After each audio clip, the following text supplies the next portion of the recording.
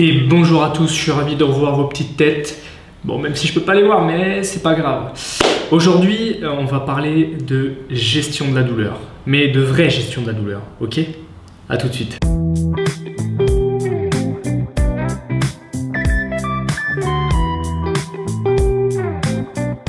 Pourquoi est-ce que je dis de vraie gestion de la douleur? Parce que je veux vraiment vous donner quelque chose de pratique que vous pouvez mettre en place directement pendant cette vidéo, même pas forcément après, pendant cette vidéo. Je vais vous raconter une petite histoire juste avant. C'est l'histoire d'une de mes patientes. J'ai une patiente qui a eu une très grosse entorse avec des fractures, des arrachements ligamentaires et osseux. Et elle a eu par-dessus ce qu'on appelle une algodystrophie, une algoneurodystrophie, c'est-à-dire un dérèglement neurovégétatif sur la zone, ce qui fait qu'elle a déclenché énormément de douleurs et elle n'a pas beaucoup récupéré.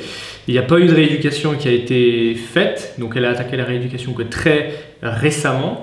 Et malheureusement, elle a perdu énormément de mobilité sur la cheville.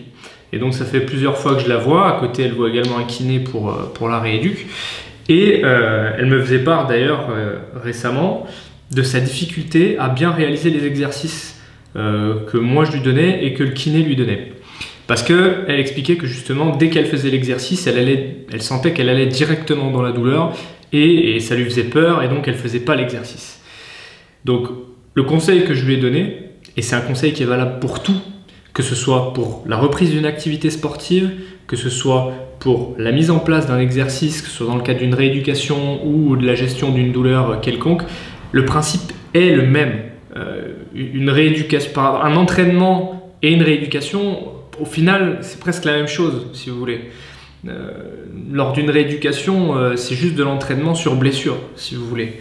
Donc c'est un entraînement adapté. Donc ce que j'aimerais vous donner, c'est ça, c'est le conseil que je lui ai donné pour justement faire ces exercices sans que ces exercices soient douloureux. Il faut bien comprendre quelque chose, c'est qu'il ne faut pas mimer. Ça ne sert à rien de mimer. Parce que si vous venez voir un professionnel de santé avec une souffrance en particulier, une douleur en particulier et que vous avez des limitations, vous ne pourrez pas reproduire exactement, directement, ce que le professionnel vous a montré. Ce que le kiné, l'ostéopathe ou que sais-je, on s'en fout. Il faut y aller progressivement. Et pour y aller progressivement, il va falloir jouer sur certains facteurs. D'accord?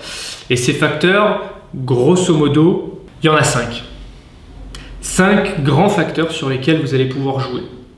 Donc, je vous les donne dans le désordre, il n'y a pas vraiment d'ordre. Hein. C'est après à vous d'aller jouer avec et je vais vous expliquer comment faire. Donc, amplitude, vitesse, fréquence, charge et volume. Donc amplitude, c'est facile à comprendre. Si quand je bouge mon poignet, là ça va, mais là j'ai mal, l'objectif ça va être de rester dans les amplitudes qui sont acceptables. Une règle de base, c'est quand vous réalisez un exercice, quand vous réalisez un mouvement, il ne faut pas que la douleur excède 5 sur 10. Pour éviter de mettre en place, pour éviter que le corps mette en place justement des réactions de défense et que vous ayez encore plus mal après, éventuellement plus d'inflammation et plus de douleur, ne pas dépasser 5 sur 10 et rester dans cette marge de manœuvre là. La vitesse, exactement la même chose.